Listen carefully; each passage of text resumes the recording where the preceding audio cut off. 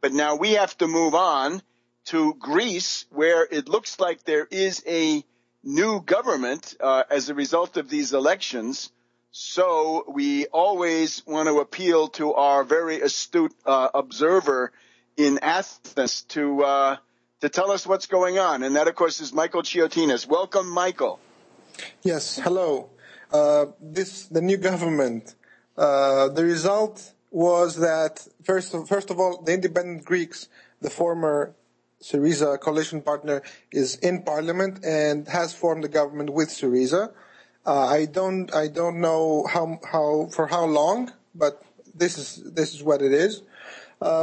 So he for the time he doesn't have to form a government with Topotami, this river party, or anyone else. But we'll see about what happens if the bailout starts to get implemented. But the new government is mostly personnel from the old socialists.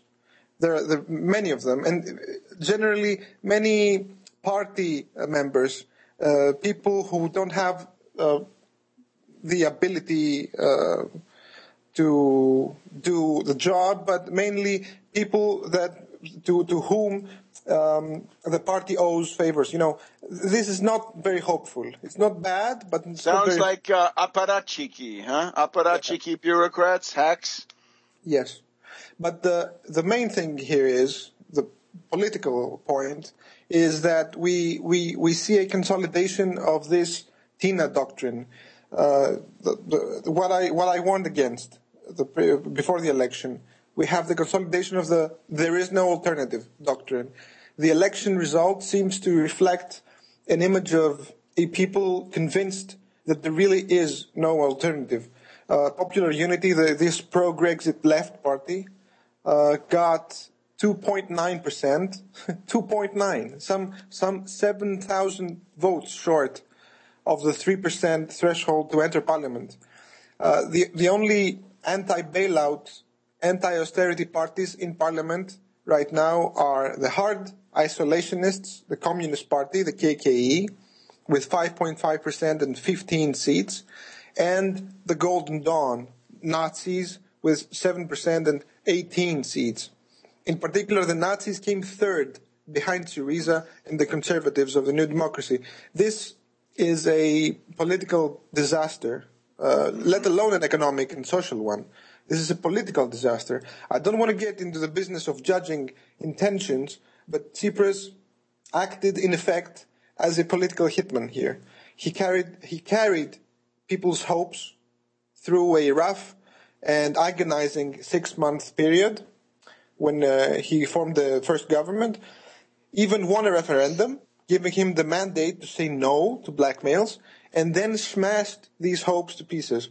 He signed the third bailout, legitimizing, that's the worst thing, he legitimized the previous two bailouts, and then with an express election, before implementing new harsh austerity, before people have a chance to feel its effect on their lives, right after the summer holidays, and this is significant, he went and stole the popular vote.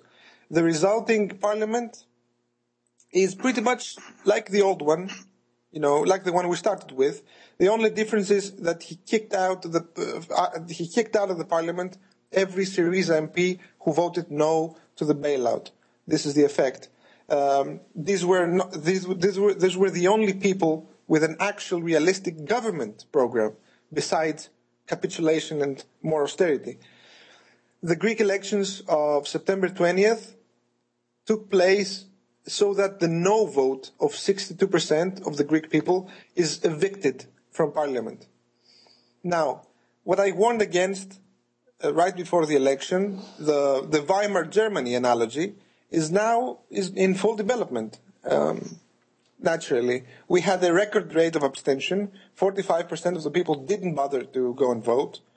This may seem normal for an American, but we're talking about Greece, where abstention was in older times was under 10%, and was 2004 election it was 24%. And this time around 45%. This is huge, and the absent were primarily discouraged voters who see no point in elections, see no point in politics. Because if there's no alternative, what's the point in politics? Most of these people, according to statistics, are people in poor neighborhoods of the capital, Athens. Apparently, and that's what we should be worried about, they place themselves against the political system. Indeed, a recent Eurobarometer poll showed that in Greece, 91% of the people don't trust political parties. In other words, they differentiate themselves in relation to the political system. The September 15 Greek elections were held under haste, so that society doesn't have the chance to see the effect of the bailout deal. They were held under wide disappointment, confusion, serious abstention. But the main point and the main problem was that there were elections held under a climate of the fear for the unknown. You know, there was hard polarization. Left-wing voters were being blackmailed with the return of the same old corrupt political elites and decadent politicians. They didn't want this, and the polls, as we reported last week, showed a tie between the first two parties, and whoever comes first governs. Because there's this 50-seat bonus, if you remember, right, to the winner under current electoral law. Some people really believe that maybe Tsipras could bring something new, and they don't see an alternative. They didn't have the time to see an alternative. This Popular Unity Party had an age of 28 days, so. Michael, let me ask you a question now. From my point of view, as I think you know, the big question here is Greece alone against 18 countries in the euro is a kamikaze mission, and it always was. Greece against 29 countries in the European Union is even worse. Do we have anybody, even editorial writers, even scholars, who have this idea that you're going to have an alliance of governments and work towards that, and you probably need an alliance of parties. In other words, a Syriza International or something like that, an anti-austerity, anti-Draghi, anti-European Central Bank. Has anybody figured out where they went wrong? Because in my view, that's where they went wrong. And by the time you got to the end of it, there was no alternative because they had failed to create it.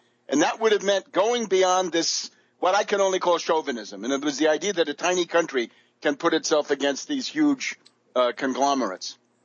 Maybe you're right, but as I see it, the game is not state against country, state against state. The euro is not a tool of political domination, country to country. It's a social model. It's imposing a social model, a model for society. But in other words, a united front of countries and or parties, hopefully both, that would oppose that model and would propose something different. And that would have to be attractive to, French voters, Italian voters, and maybe even some German voters as time goes on. Maybe.